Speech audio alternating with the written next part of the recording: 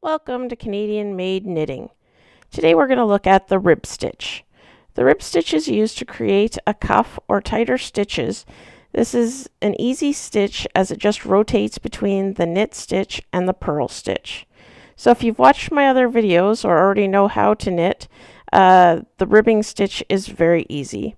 I've started out slowly for those just beginning. Ensuring that the wool that I'm using is attached to the ball and not the tail end.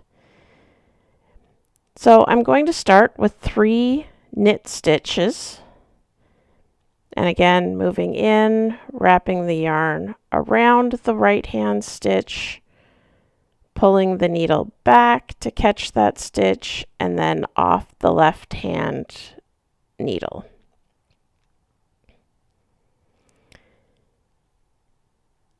So ribbing is just a combination of knitting and purling stitches. In this particular case, I'm going to start out with 3 knit stitches.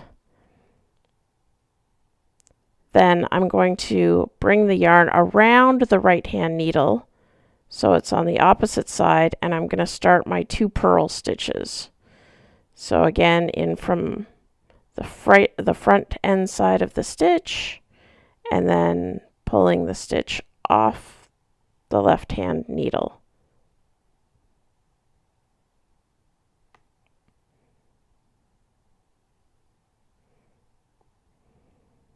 And I'm just going to continue that process of knitting and purling right to the end of the row. So you'll see this stitch used a lot as a cuff. If you look at, the arm cuff of a sweatshirt, it's basically a ribbing stitch, and it's used the same in knitting. Then through the magic of video, ta-da! Several hours of work later, I have several inches of the rib stitch completed. Thanks for tuning in and learning how to knit with me. Check out my other videos. Give me a like and subscribe if I've taught you something today. And happy knitting.